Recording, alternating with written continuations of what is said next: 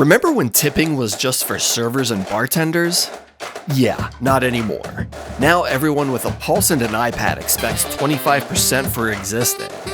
Is there a method to the madness, or have we all unwittingly agreed to extortion? This is Tipping Culture, Toonsplain.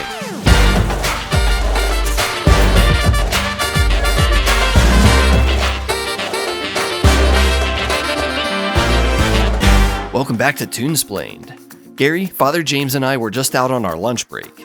Gary, are you gonna leave a tip on that burger? What?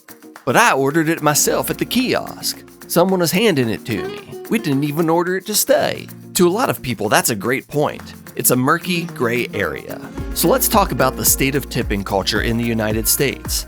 And full disclosure, I was a tipped employee in a former career, so I get that servers in restaurants, hotel staff, hairstylists, spa technicians, et al.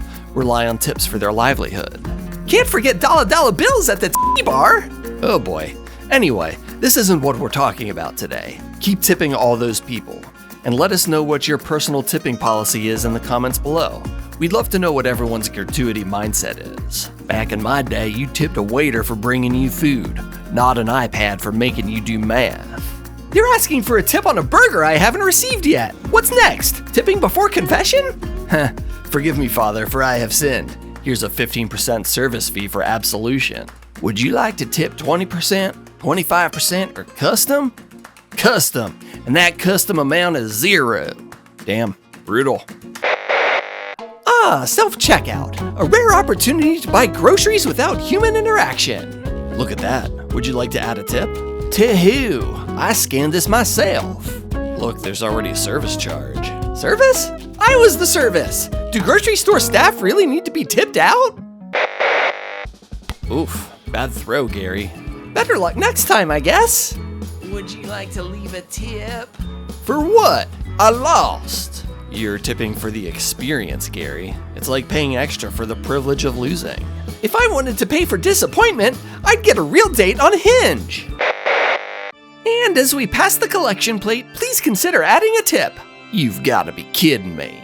Even the church is in on it? Gary, it's been in on it since like the Middle Ages. We're just evolving with the times. So would you like to tip 15, 20, or 30% to secure your place in heaven? I miss the good old days when we had tipping rules. 20% minimum for servers, $1 per drink at the bar, and I didn't have to tip for existing. Maybe tipping shouldn't feel like an extortion scheme. And maybe, just maybe, we can all agree to a new set of rules. Otherwise, we'll be tipping our Wi-Fi router for a good signal. And let's not forget, tipping in America started as a means of generosity. But after the Civil War, it evolved into a means of keeping black restaurant workers' wages low. Today, it remains a corporate loophole that shifts the responsibility that businesses have of paying their workers a living wage onto the consumer. Some might even say we're socializing the costs of restaurants to do business. Socialism. Get out of here, Joey. You're not in this video. Ooh, that's stinky. Gross. Anyway, employers can get away with paying poverty wages because they know us patrons will cover the difference. It's a GoFundMe for basic survival, except the American people have been conned into accepting tipping as a social expectation, especially after the advent of square-based kiosks. So what do you tip? Great question.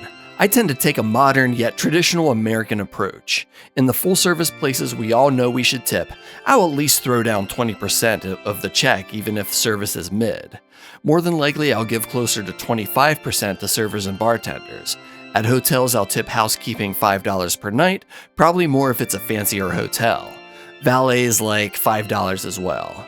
When I get my haircut, I'll regularly tip over 30% plus a holiday gift. But if I'm at a quick service place like a cafe or a fast food joint, my tipping fatigue sets in where the workers are making above minimum wage, and especially if they're not making the $2 an hour and change tipped wage. Like if I'm at Sweetgreen and I just paid $18 to squeeze my own lime and dress my crispy rice bowl myself, I'm not giving any extra. Honestly, I'm not saying I never tip in situations like this. It's a super gray area, which is why we all feel so frustrated on what to do when a barista flips the tablet around. And at the self-checkout line, f*** out of here. Anyway, that was my rant. If you like this video, consider tipping the like and subscribe buttons. but only if you think I earned it. If you didn't like this video, hit like anyway since you watched all the way till the end. Fuck you. And we'll see you next time.